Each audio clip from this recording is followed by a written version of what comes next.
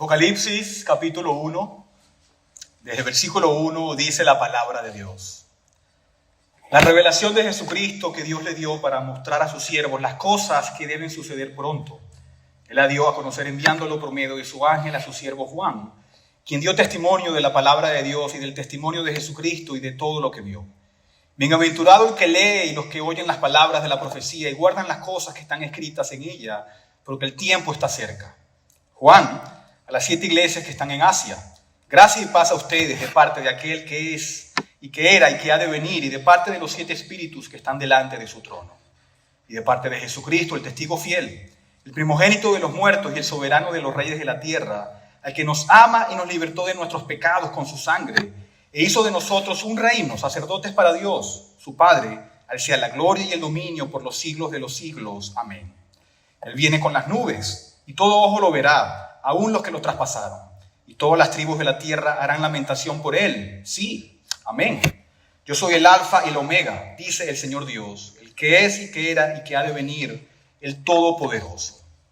Yo, Juan, hermano de ustedes y compañero en la tribulación, en el reino y en la perseverancia en Jesús, me encontraba en la isla de Patmos por causa de la palabra de Dios y el testimonio de Jesús.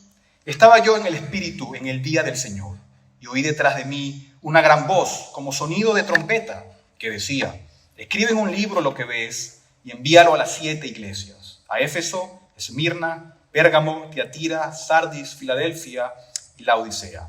Entonces me volví para ver de quién era la voz que hablaba conmigo, y al volverme vi 7 candelabros de oro.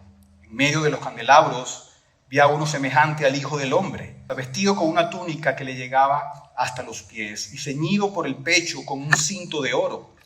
Su cabeza y sus cabellos eran blancos como la blanca lana, como la nieve. Sus ojos eran como una llama de fuego. Sus pies se parecían al bronce bruñido cuando se le ha hecho refulgir en el horno, y su voz como el ruido de muchas aguas. En su mano derecha tenía 7 estrellas, y de su boca salía una espada aguda de 2 filos. Su rostro era como el sol cuando brilla con toda su fuerza. Cuando lo vi, caí como muerto a sus pies. Y él puso su mano derecha sobre mí, diciendo: no temas, yo soy el primero y el último, y el que vive y estuve muerto, pero ahora estoy vivo por los siglos de los siglos, y tengo las llaves de la muerte y del Hades. Escribe pues las cosas que has visto, y las que son, y las que han de suceder después de estas. En cuanto al misterio de las 7 estrellas que viste en mi mano derecha y de los 7 candelabros de oro, las 7 estrellas son los ángeles de las 7 iglesias, y los 7 candelabros son las 7 iglesias. Amén. Oremos. Gracias, Señor, te damos por tu palabra, Padre. Oramos y pedimos tu misericordia y bondad ahora en la predicación y al oír tu santa palabra, Señor. Ayúdanos a hacer todo con reverencia, con seriedad y con humildad. Y oramos en el nombre de Jesús. Amén. Pueden sentarse y continuamos en Apocalipsis, pero esta vez vamos al capítulo 2. Mi intención era empezar una serie de todo Apocalipsis, pero Apocalipsis es un libro que hay que estudiar mucho y creo que necesito todavía más estudio. Por lo tanto, hoy voy a empezar una serie sobre las cartas a las 7 iglesias del libro de Apocalipsis.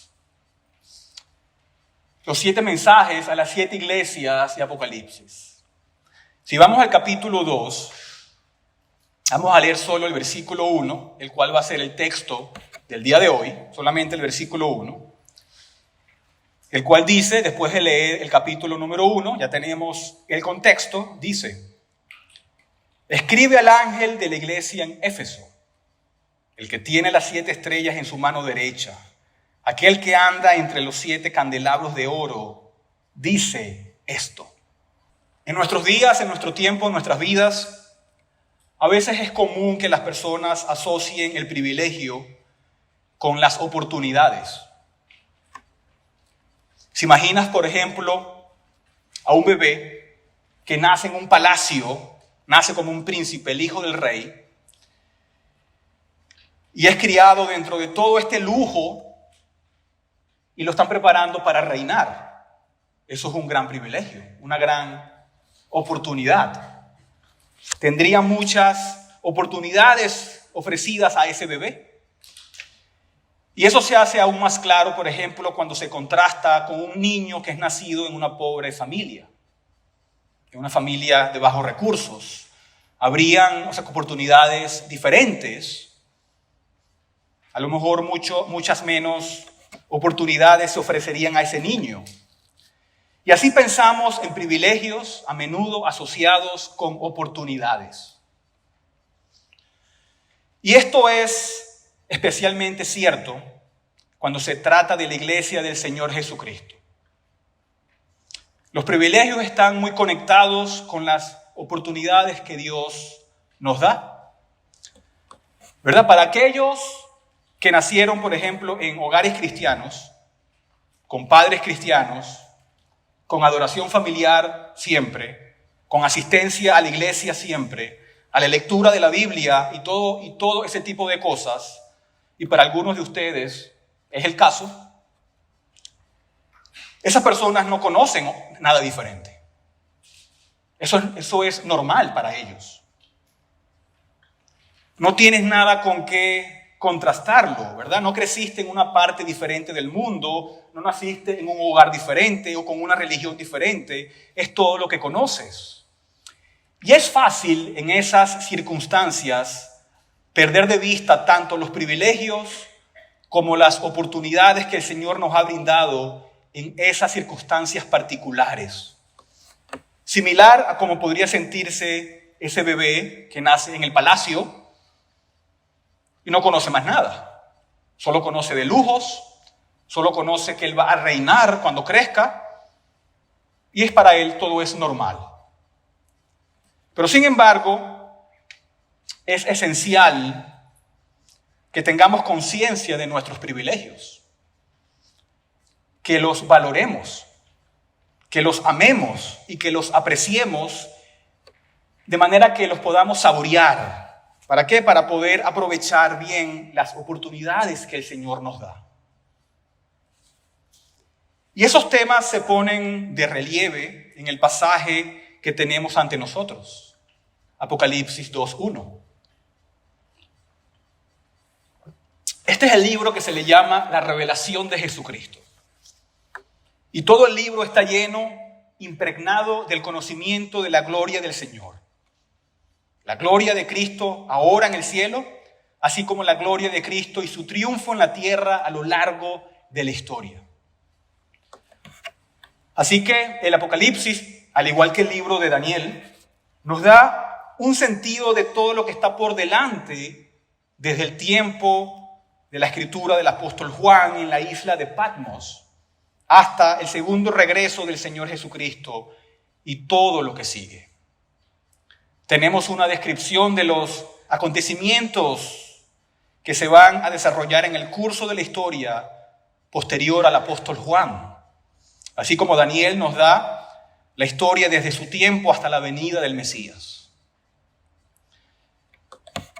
Pero es Cristo el que se ve aquí en toda su gloria.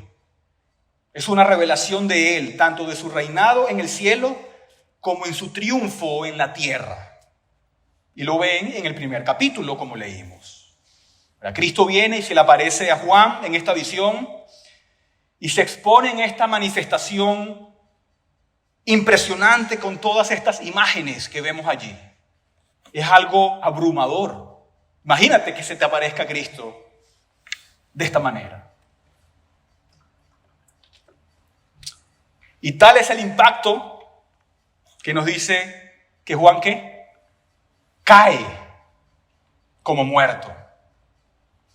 Y estamos hablando del apóstol Juan, aquel que tuvo una cercanía especial con Jesús, el que ponía su cabeza en su pecho.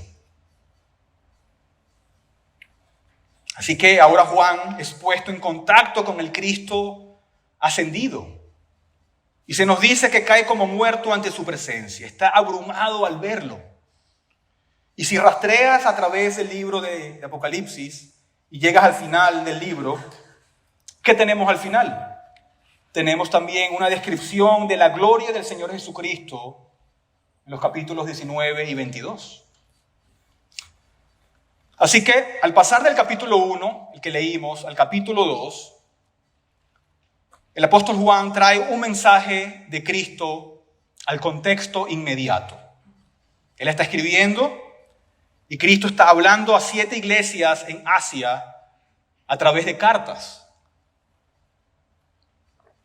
Y estas cartas, como vamos a ver, tienen una descripción de quién es Cristo, el cual recurre al simbolismo del capítulo 1, y luego tiene palabras de elogio o palabras de convicción, dependiendo de la iglesia, y luego cierra como una exhortación y como una promesa.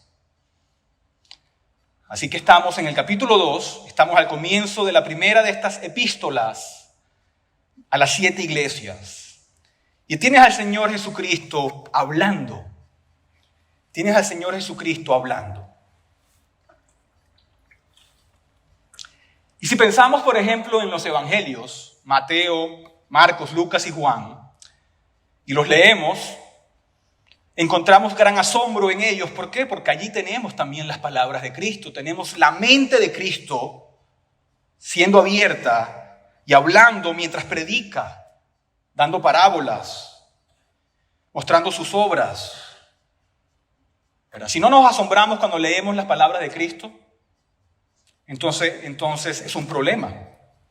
Pero allí tenemos la mente de Cristo para nosotros, en los evangelios. Pero luego llegamos a estas 7 epístolas y tenemos algo similar. Pero ahora el Señor Jesucristo abre su mente después de haber ascendido al cielo para que podamos ver y escuchar lo que Él ve a las iglesias, lo que Él percibe y lo que Él le tiene que decir a su iglesia. Así que hoy vamos a ver 3 cosas en ese versículo 1 del capítulo 2. Primero, vamos a ver la iglesia de Cristo en el mundo. La iglesia de Cristo en el mundo. Si leemos otra vez, dice: escribe al ángel de la iglesia en Éfeso.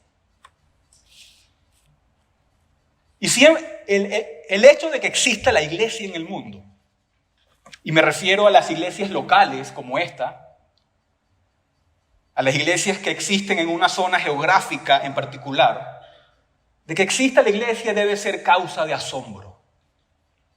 Debe ser causa de asombro. Es maravilla de maravillas que haya iglesias en este mundo. Pero aún es más maravilloso de que haya una iglesia en la ciudad de Éfeso. Éfeso no era la ciudad más piadosa. No sé si conocen la historia de Éfeso. No era la ciudad más piadosa. Era todo lo opuesto. Era un centro de paganismo. Fue la capital de Asia Menor, un importante puesto romano y un centro del paganismo más carnal e inmoral posible. Y Pablo allí va 2 veces. Él pasa 3 años en Éfeso. Si recuerdan, en Hechos capítulo 20, él llama a los ancianos de Éfeso. Ellos vienen del sur de Éfeso y se encuentran con él. Y Pablo les habla y les dice que él no ha retenido nada, que él les ha dado todo el consejo de Dios. Y les advierte de las cosas que están por venir. Y tenemos esta tierna despedida allí, llorando, sabiendo que él les dice que nunca más verán su rostro. Hay un cariño allí presente. También recordarán que Pablo dejó a Timoteo en Éfeso como ministro del evangelio para continuar la obra de plantar iglesias allí. Pero este lugar era una metrópolis. Era una ciudad importante que tenía acceso al mar Mediterráneo. Y por lo tanto había un puerto enorme allí. Y eso fue parte de lo que contribuyó a su riqueza. Era una ciudad llena de dinero, importante centro financiero en toda Asia Menor. Si pensamos en términos modernos, podemos decir que había bancos en todas partes. Hay enormes cantidades de riqueza, gente rica. No sé hoy en día con qué la podamos comparar. Con Nueva York, Los Ángeles, Chicago, ¿verdad? Pero también era un centro religioso para la más carnal idolatría posible. Era un centro para la idolatría más inmoral. Si recuerdan, por el libro de los Hechos, allí estaba el hogar del templo de Diana. El templo de Diana. Y cuando la iglesia primitiva pensaba en Éfeso, yo me imagino que ellos pensaban todo tipo de cosas que le venían a la mente. Habrían pensado, ese es el territorio enemigo. Hay inmoralidad sensual y grotesca en el culto de adoración y en el templo de Diana. Y me refiero a la lascivia y a la falta de castidad que habrían sido flagrantes en las calles. La riqueza, el paganismo, un lugar muy oscuro. Y sin embargo, el apóstol Pablo, en 1 Corintios 16:8, dice, pero me quedaré en Éfeso hasta Pentecostés, porque se me ha abierto una puerta grande para el servicio eficaz, aunque también hay muchos adversarios. Y yo no me imagino lo que los corintios pensaron cuando Pablo les dijo eso. Tú vas a Éfeso. ¿Qué puerta se te pudo haber abierto allá? Pero ese era el campo misionero. El campo misionero. Y si vamos a Hechos 19, vayan conmigo a Hechos 19, veremos que el apóstol Pablo va y no se esconde. Él va justo en medio de toda esa carnalidad y maldad en el mercado y comienza a predicar al Señor Jesucristo. Él comienza a predicar el evangelio en medio de esa inmoralidad sensual. Y el Espíritu Santo acompaña la predicación del evangelio. Hay personas, judíos, gentiles, que se están convirtiendo en Éfeso. Y el efecto del evangelio sobre los cristianos en Éfeso es tan grande que vamos a leer Hechos 19, desde el versículo 18. Hechos 19, desde el 18 dice, también muchos de los que habían creído continuaban viniendo, confesando y declarando las cosas que practicaban. Muchos de los que practicaban la magia, juntando sus libros, los quemaban a la vista de todos. Calcularon su precio y hallaron que llegaba a 50,000 monedas de plata, 180 kilogramos. Así crecía poderosamente y prevalecía la palabra del Señor. ¡Wow! Ahora, con 30 piezas de plata, tú comprabas a un esclavo. Imagínate 50,000 piezas de plata. ¿Qué te dice esto? Te muestra la convicción de aquellos que se están convirtiendo. La convicción de aquellos que van a seguir a Cristo. Se están arrepintiendo de sus pecados y lo están demostrando con sus acciones. Y se están deshaciendo de los frutos de sus pecados. Estamos quemando los frutos de nuestra vieja vida, están diciendo. Me recuerda cuando yo me convertí que yo era un rockero, como ustedes muchos saben. Y en ese momento me deshice de cientos de discos y de música que no le da la gloria a Dios. Y aquí vemos lo mismo, estas personas demostrando su arrepentimiento, quemando aún como pérdida. Pero no todo fue fácil. Versículo 23 de Hechos 19. Por aquel tiempo se produjo un alboroto, no pequeño por motivo del camino, porque cierto platero que se llamaba Demetrio, que labraba templecillos de plata de Diana y producía no pocas ganancias a los artífices, reunió a estos junto con los obreros de oficios semejantes y dijo, compañeros, ustedes saben que nuestra prosperidad depende de este comercio. Pueden ver y oír que no solo en Éfeso, sino en casi toda Asia, este Pablo ha persuadido a una gran cantidad de gente y la ha apartado, diciendo que los dioses hechos con las manos no son dioses verdaderos. Y no solo corremos el peligro de que nuestro oficio caiga en descrédito, sino también de que el templo de la gran diosa Diana se considere sin valor y que ella, a quien adora toda Asia y el mundo entero, sea despojada de su grandeza. ¡Wow! ¿El evangelio tiene poder, sí o no? Tiene tanto poder que cambia la economía de toda una ciudad. Este está diciendo, somos artesanos, hacemos ídolos. Nuestra industria se está yendo a quiebra porque la gente se está dando cuenta de la verdad. Nuestro mercado se está desplomando y se está viendo un impacto visible del poder del evangelio en medio y el centro del paganismo más inmoral posible.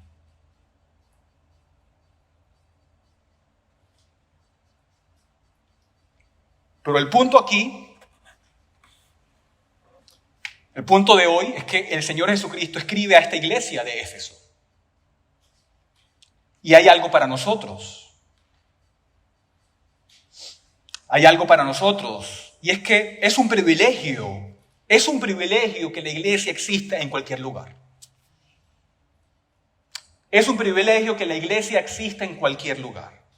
Podemos fácilmente dar por sentado que hay una iglesia, como lo hacemos, sin ver los privilegios, sin valorar el privilegio.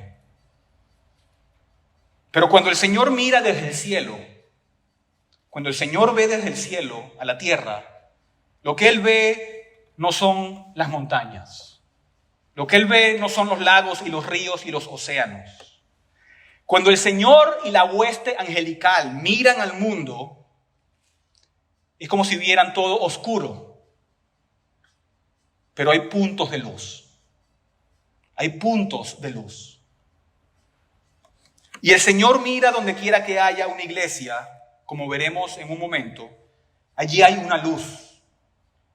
Hay un punto de luz en medio de la oscuridad. Y todas esas luces colectivas comprenden el reino del Señor Jesucristo aquí en la tierra. Y eso es lo central. Eso es lo maravilloso, eso es lo enorme y eso es lo importante.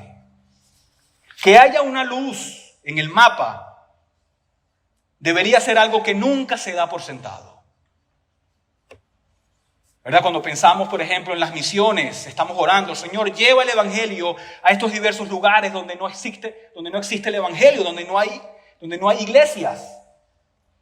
Y enviamos misioneros a lugares que no conocen el evangelio, lugares que tienen paganismo, donde hay ídolos en todas partes. Y nos impresiona que haya ya una iglesia. Pero que haya una iglesia en Laredo, Texas, no es menos asombroso. Que haya una iglesia en Laredo, Texas, no es menos maravilloso ni menos milagroso. Es un privilegio que el Señor mismo dé a lugares, a ciudades como Laredo, iglesias. Ciertamente yo me imagino que hay muchos lugares en los Estados Unidos que tienen comunidades sin iglesias, o al menos sin iglesias sanas. Me imagino que hay pueblos a los que puedes ir y no hay iglesia allí. Pero si eso no es suficiente, también si continuamos en el versículo 1b, al final, nos dice, aquel que anda entre los 7 candelabros de oro, dice esto.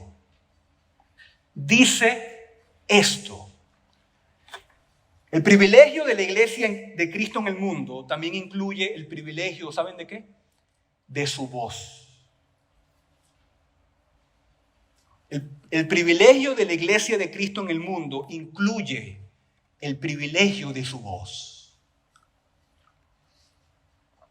La verdad, muchas veces la gente viaja largas distancias y paga mucho dinero por el privilegio, entre comillas, de ir y escuchar a personas importantes. De ir a ver a músicos importantes. Pagan mucho dinero y van largas distancias. Muchas veces las conferencias se llenan debido a quién va a hablar. ¿Quién va a hablar para ver si voy? Ahora piensa en lo que significaría si esa persona te dijera, me gustaría hablar contigo. Pero no aquí dentro de la multitud. Me gustaría hablar contigo personalmente. ¡Wow! ¿Te sentirías como privilegiado? ¡Wow! Tal persona quiere hablar conmigo. Pero hermanos, aquí tenemos a Cristo, el Rey de Reyes, el Señor de Señores, que ha prometido su voz a su iglesia. Y que le está hablando a su iglesia.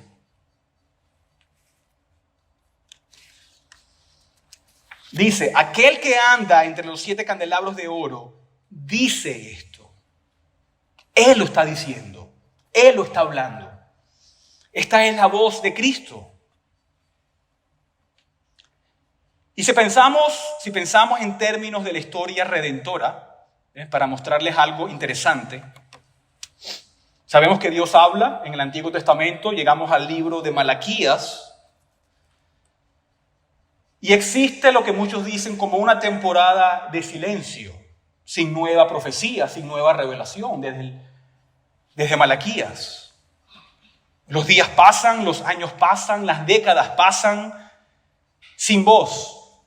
Dios ya no está hablando con revelación nueva. Pasan 400 años y la iglesia no tiene la voz del Señor. Ningún profeta es enviado a ellos. Ningún mensajero del Señor es enviado a ellos para decir, así dice el Señor. Hay un silencio total hasta que por fin aparece un individuo robusto que come langosta y miel, que surge en la escena proclamando la venida del Señor como una voz que clama en el desierto. Y la luz comienza otra vez a derramarse. Ahora tienes al Señor viniendo, hablando a su pueblo. Ahora tenemos a Juan el Bautista. Y si recuerdan, tenemos a Herodes. Y a Herodes le encantaba oír a Juan el Bautista. Él estaba cautivado con la predicación de Juan el Bautista. Él se sienta bajo su predicación y le encuentra muy gratificante escucharlo y predicar sobre Dios. ¿Verdad? En Marcos 6:20 dice, porque Herodes temía a Juan, sabiendo que era un hombre justo y santo, y lo mantenía protegido.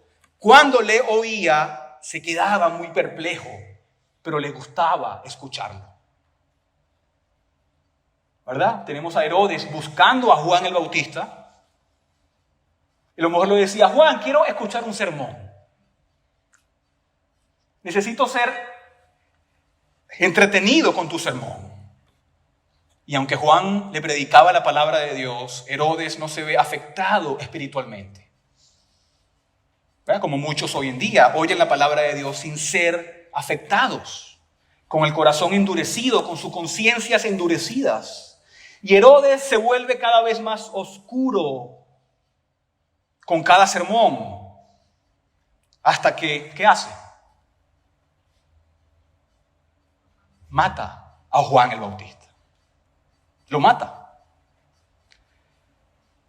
Si avanzamos la historia y vamos al juicio de Jesús, y Pilato, ¿se acuerdan que Pilato envía a Jesús a Herodes, al mismo Herodes? Otra vez Herodes está emocionado porque dice, wow, ya no está Juan, pero está este Jesús, que este es Juan el Bautista, que ha regresado de entre los muertos, ahora puedo otra vez escucharlo. Herodes ha oído todo lo que hace Jesús. Quiero conocerlo y quiero escucharlo. Pero mira lo que dice Lucas 23:8. Lucas 23:8. Al ver a Jesús, Herodes se alegró en gran manera, pues hacía mucho tiempo que lo quería ver por lo que había oído hablar de él. Y esperaba ver alguna señal que él hiciera. Lo interrogó extensamente, pero Jesús nada le respondió. ¡Wow! Jesús nada le respondió. El Señor Jesucristo aparece ante Herodes. ¿Y qué sucede? Herodes le habla, le hace preguntas lo interroga, Herodes trata una y otra vez, pero Jesús no dice ni una palabra. ¿Qué ha pasado aquí? Dios ha dejado de hablarle a Herodes. Suficiente es suficiente. Herodes ha negado sus privilegios. Herodes ha desaprovechado sus privilegios. Él se ha endurecido bajo la predicación fiel de la palabra. Por eso no es solamente el trabajo de un pastor el predicar. La persona que oye tiene que poner también de su parte y recibir lo que está oyendo con humildad. Aquí tenemos al Hijo de Dios delante de Herodes, en presencia del gran Rey de Reyes, y no puede obtener ni una sílaba de él. Ya no. Por eso, hermanos, es un privilegio tener la voz del Señor Jesucristo viniendo y hablando a su iglesia.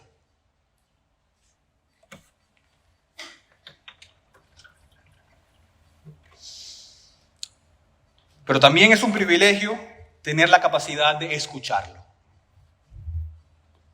Pero si tuviéramos tiempo, fuéramos a Jeremías 7 o a Isaías 6, en donde aquí tenemos la idea de que rechazar la palabra y la voluntad de Dios puede resultar en un silencio divino. Lo pueden leer en sus hogares, Jeremías 7 y Isaías 6.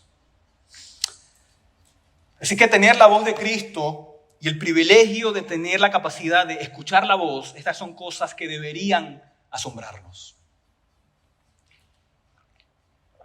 Pero ya la palabra de Dios no asombra mucho. Así que tienes la iglesia de Cristo en el mundo, punto número 1. Punto número 2. Tenemos a los ministros de Cristo en su mano. Tenemos a los ministros de Cristo en su mano. Si leemos otra vez el versículo, escribe el ángel de la iglesia en Éfeso, el que tiene las 7 estrellas en su mano derecha. Y aquí la palabra ángel se refiere a los ministros, y lo sabemos por varias razones. La palabra griega ángelos también se puede traducir como mensajero. Y sabemos que no es un ser angelical como los querubines o los serafines, porque ellos no pierden su primer amor, como leeremos más adelante. Y otras cosas que no se aplican a ellos, a estos ángeles celestiales que están en el trono de Dios. Pero también sabemos que no se refiere a ángeles, sino a ministros, porque el Señor usa la palabra para ángeles en el Antiguo Testamento para referirse a sus mensajeros humanos. No vamos a ir a estos pasajes por el tiempo, pero Malaquías 2:7 o Ageo 1:13 lo pueden ver allí. Así que él está escribiendo ¿a quién? Al ministro, al pastor de la iglesia en Éfeso. Se dirige a él, pero también se dirige a la iglesia a través de él. Así que está hablando tanto al ministro como a la iglesia, ¿verdad? Así que el ángel es un mensajero, es un título para un ministro del evangelio, uno que es enviado por el Señor Jesucristo, uno convocado por el Señor con deberes de anunciar la voluntad de Dios y promover la salvación de los pecadores. Otra palabra puede ser un embajador. Pero continúa el versículo, dice, el que tiene las 7 estrellas en su mano derecha. Y sabemos cuáles son estas estrellas por el capítulo 1, versículo 20, que dice, en cuanto al misterio de las 7 estrellas que viste en mi mano derecha y de los 7 candelabros de oro, las 7 estrellas son los ángeles de las 7 iglesias y los 7 candelabros son las 7 iglesias. Así que las estrellas también son una referencia para los ministros. Y tenemos entonces esta imagen de las estrellas en su mano derecha. Y es algo hermoso. Y es interesante que el mundo ha secuestrado esta imagen bíblica. El mundo ha secuestrado esta imagen bíblica. ¿Quiénes son las estrellas del mundo? Las estrellas de rock. las estrellas de cine, las estrellas del deporte. Pero aquí el Señor se refiere a estrellas como sus ministros, a los ministros del Evangelio son las estrellas del Señor. ¿Y por qué estrellas? Porque brillan. Recordarán la referencia que el Señor Jesús da en Mateo 5:14. Ustedes son la luz del mundo. Una ciudad situada sobre un monte no se puede ocultar. O en Filipenses 2:14 y 15. Hagan todas las cosas sin murmuraciones ni discusiones, para que sean irreprensibles y sencillos, hijos de Dios sin tacha en medio de una generación torcida y perversa, en medio de la cual ustedes resplandecen como luminares en el mundo. La idea es que hay un resplandor de luz en nombre de Cristo, en el ministerio de la palabra. Pero es interesante que nos dice que Cristo tiene las 7 estrellas, ¿dónde? En su mano derecha. Y aquí hay una dulzura aquí, hay una intimidad en esto y también hay una dependencia que viene con Él y hay una confianza que viene con esto. Si piensas en la mano derecha y en cómo se usa en la Biblia, la mano derecha es la mano del poder. Es el brazo de poder de Cristo y es allí donde Él está sosteniendo a sus estrellas. Es su brazo que es poderoso para salvar, para lograr sus propósitos. Es el brazo con que Él somete a sus enemigos. Es una imagen de seguridad. Y también es una imagen de algo que es precioso para Él. Aquí el Señor está preservando, guardando, sosteniendo, preservando lo que es precioso para Él. Y nadie puede arrebatarle nada de la mano. ¿Recuerdan? ¿Se acuerdan que el cristiano está seguro en la mano del Señor? Bueno, también se aplica aquí, en referencia al ministro del Evangelio.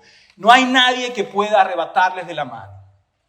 La diestra del Señor Jesucristo es segura. No hay ninguna amenaza dentro o fuera que pueda afectar sus propósitos aparte del permiso de Cristo.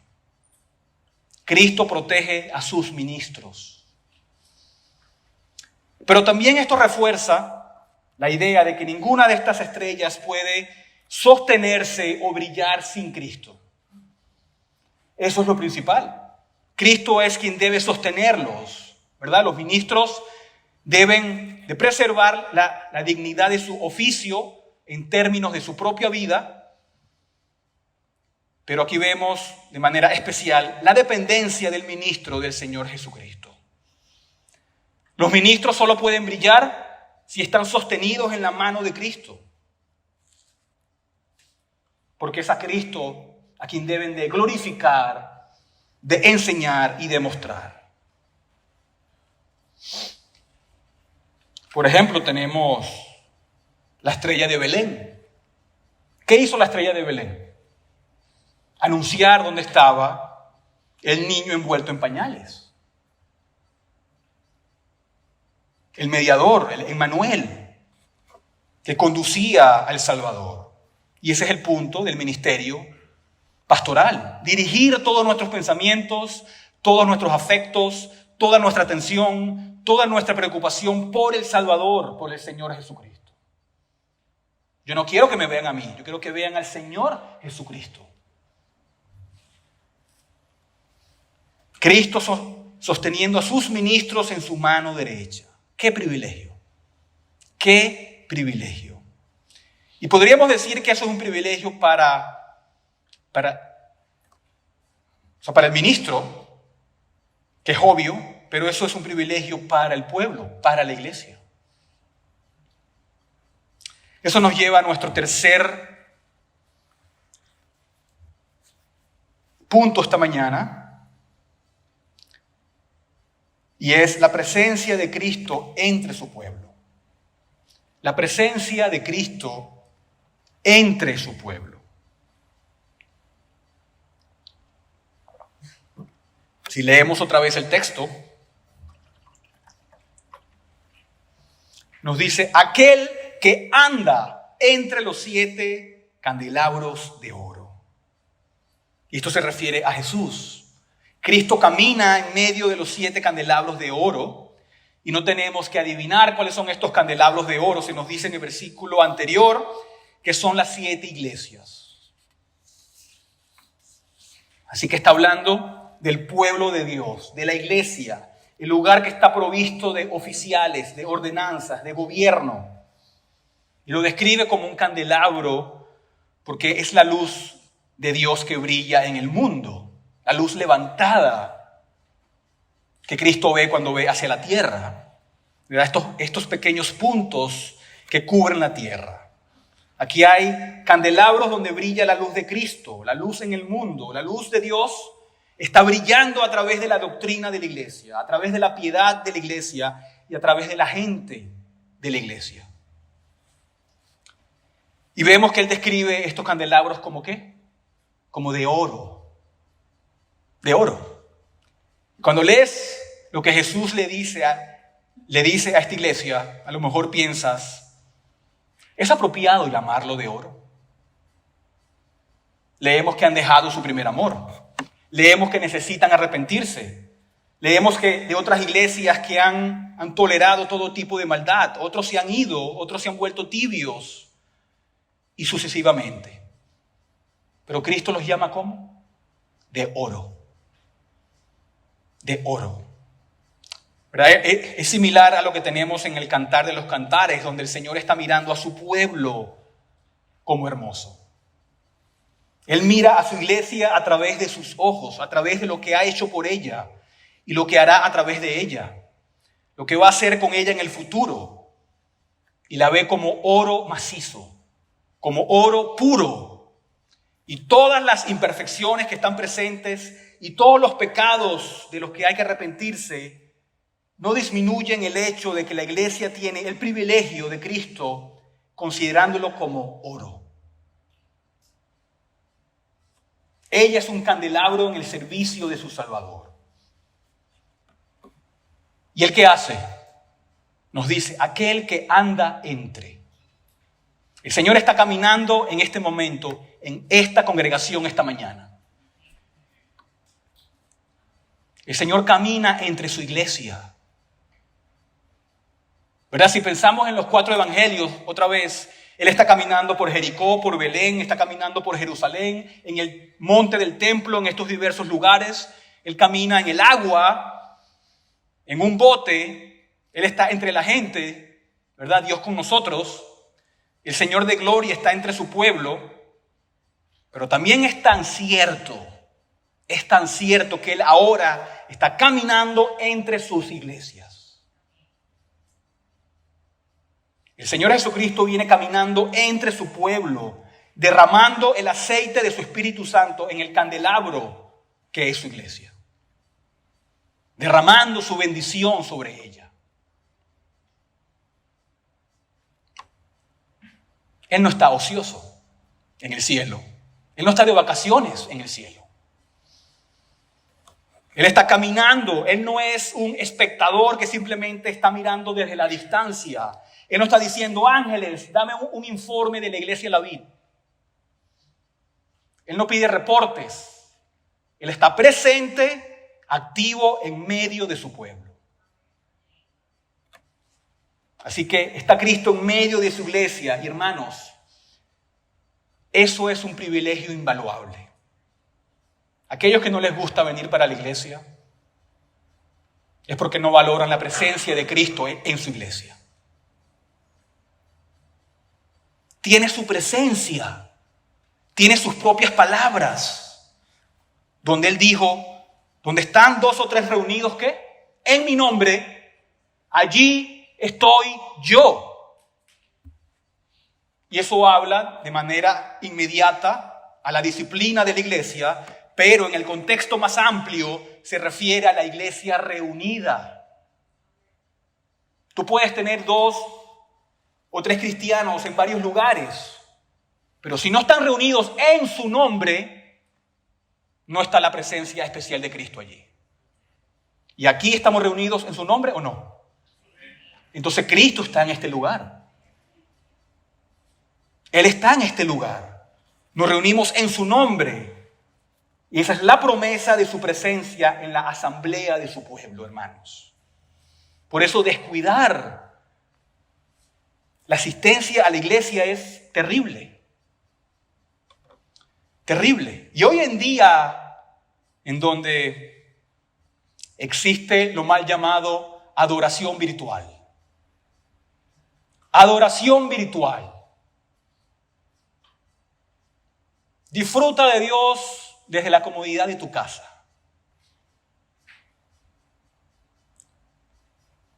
No existe tal cosa como la adoración virtual. Hay quienes prefieren esa manera, pero se pierden de la presencia de Cristo en su iglesia.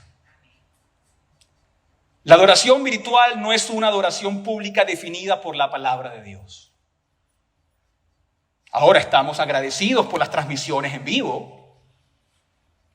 Yo me edifico muchísimo oyendo predicas en la semana y les animo que hagan lo mismo. Pero eso no es adoración. Es muy útil, pero eso es distinto a la adoración pública de Dios. Son cosas distintas. Si nos fijamos muy bien en lo que Pablo escribe a los Corintios, él señala una clara distinción entre estar en casa y la iglesia reunida. Por ejemplo, en 1 Corintios 11, 20 al 22, él dice, hablando de la Santa Cena, y oigan muy bien, por tanto, cuando se reúnen, eso habla de la iglesia, cuando se reúnen, esto ya no es comer la cena del Señor, porque al comer, cada uno toma primero su propia cena y uno pasa hambre y otro se embriaga. ¿Qué? Dice Pablo, ¿no tienen casas para comer y beber? ¿O desprecian la iglesia de Dios y avergüenzan a los que nada tienen? Allí vemos una clara distinción entre la iglesia en la casa y la iglesia reunida como la asamblea de Dios. También en el capítulo 14 de 1 Corintios, también tenemos esto, en los versículos 34 y 35. Dice, las mujeres guarden silencio en las iglesias porque no les es permitido hablar. Antes bien, que se sujetan como dice también la ley. Y si quieren aprender algo, que pregunten a sus propios maridos en casa, porque no es correcto que la mujer hable en la iglesia. Aquí tenemos también una clara distinción entre la casa y la iglesia. Hay una distinción en la Biblia entre la casa y la iglesia reunida. ¿Y saben qué? Según 1 Corintios 11:10, los ángeles también están presentes cuando la iglesia se reúne. Los ángeles están presentes o están viendo a la iglesia. Y también cuando leemos los salmos, como el Salmo 122, nos dice que las puertas de Sión son más preciosas y gloriosas que todas las moradas. Nos dice que la iglesia es más preciosa que cualquier otra morada. Verá, Salmo 122:1. Yo me alegré cuando me dijeron, vamos a la casa del Señor. Plantados están nuestros pies dentro de tus puertas, oh Jerusalén. ¡Wow! Pero a muchos hay que arrastrarlos a la iglesia. O en el Salmo 63, cuando el salmista está en el desierto y está añorando lo que ha perdido en la asamblea pública, él dice, oh Dios, tú eres mi Dios, te buscaré con afán, mi alma tiene sed de ti, mi carne te anhela, cual tierra seca y árida donde no hay agua. Así te contemplaba en el santuario para ver tu poder y tu gloria.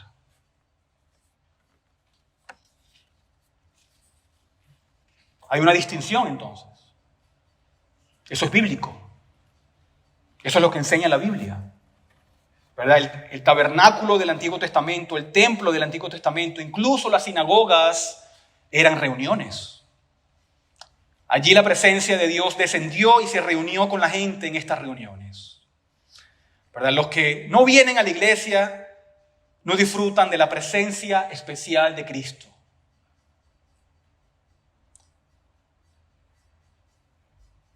Es importante que la iglesia se reúna. Piensa en tiempos de decadencia espiritual.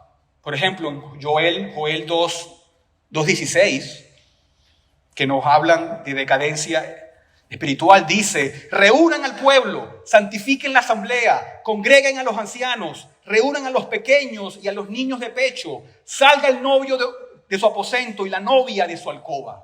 Salgan, reúnanse. Es un llamado a que la iglesia se reúna ante el Señor. Y el punto es este, hermano: o estás ausente o estás presente, ¿verdad?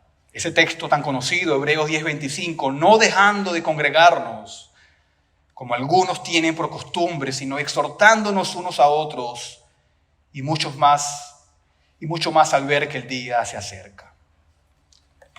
No reunirse es manifestación de decadencia espiritual. Pero cuando la iglesia se reúne con gozo a oír la palabra de Dios y a disfrutar de la presencia del Señor, eso muestra una iglesia viva y espiritual.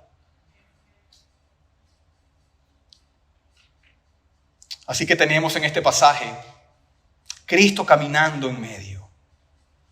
Y eso es algo que creo que no pensamos muchas veces. No decimos: voy a la iglesia para estar presente con el Señor. No decimos. Pero su presencia está con su pueblo reunido. Y eso hace que el culto público sea valioso y sea indispensable, porque es el lugar de la presencia prometida de Cristo. Es el lugar de su poder. Es el lugar del derramamiento del Espíritu Santo. Y no es de extrañar que todos los grandes avivamientos a lo largo de la historia del mundo llegaron a través de la adoración pública. Lean sobre los avivamientos, porque estos son los medios señalados que el Señor ha dado. Ese es el lugar de privilegio, de la presencia de Cristo entre su pueblo. Cristo está presente y está caminando en su iglesia. Y Él va a decir varias cosas. Él va a decir varias cosas en los versículos que siguen. Y eso nos dice que Él lo ve todo. Él lo ve todo. Él sabe todo lo que está sucediendo dentro de los corazones y las vidas de su pueblo. Y es algo que debemos tener presente todo el tiempo. Cuando vamos a la adoración pública, lo que debería ser predominante es que nos reunimos con el Rey. O mejor dicho, el Rey viene a reunirse con nosotros. Esto debería ser lo predominante. Y eso, hermanos, lo cambia todo. Cuando sabemos que el Señor está aquí, queremos estar donde Él está, ¿o no? Es por eso que decimos, si a la gente no le gusta la iglesia del Señor Jesucristo, entonces no les va a gustar Cristo, que es su novia. Si a la gente no les gusta la adoración pública, entonces nunca les gustará el cielo. Porque no tienen apetito por la adoración pública. No tienen apetito por el cielo. El cielo es estar donde Cristo está y ser capaz de adorarlo y escucharlo y verlo. Y cuando entendemos eso tiene un impacto sobre nosotros. Por eso, la razón por la cual la adoración pública tiene que ser preservada es porque es el lugar de la presencia de nuestro Señor Jesucristo. Oh, hermanos, que el Señor nos dé ojos para verlo. Que el Señor nos dé corazones para amarlo. De manera que digamos: amo al Señor y quiero estar donde Él está. Quiero contemplarlo a través de las ordenanzas que Él ha dado y escucharlo a través de la predicación de su palabra. Quiero estar en su presencia, quiero estar en su compañía, que su poder esté conmigo y beber de su bendición. Esa es una realidad. Él camina en medio de sus propios candelabros. Y así, hermanos, entonces vemos tantos privilegios de la iglesia en el mundo, privilegios de Cristo, sus ministros en su mano y privilegios de la presencia de Cristo entre su pueblo. Amén. Oremos. Oh Señor, te damos gracias por tantos privilegios que nos das. Muchos privilegios que damos por sentado, que lo vemos como normal y no los valoramos ni los apreciamos. Oh Señor, danos un corazón dispuesto a entender cada uno de estos privilegios, a amarlos y a considerarlos invaluables. El oír tu voz, el oír tu palabra, el estar en tu presencia, Señor, el brillar en este mundo siendo uno de tus candelabros, Padre. Que lo podamos ver como el privilegio más grande que podamos tener en este mundo. Ayúdanos a ver las cosas invisibles más que las visibles. Ayúdanos a poner nuestra esperanza en el cielo y no en esta tierra. Quita de nosotros toda mundanalidad y todo lo terrenal, Señor. Y danos un espíritu victorioso, de fe y de perseverancia. Sigue con nosotros, Padre Santo, en este día que es tu día. Ayúdanos a deleitarnos en el día del Señor y darte gloria y honra con todo lo que hagamos. Sé con cada una de las personas aquí presentes, Padre Santo, y yo te ruego que si hay alguien que no te conozca, que tú abras su corazón al Evangelio, Señor, y les hagas ver que tú has muerto por nuestros pecados, que debemos arrepentirnos y creer en esa obra maravillosa. Gracias, Padre, y oramos en el nombre de Jesús. Amén.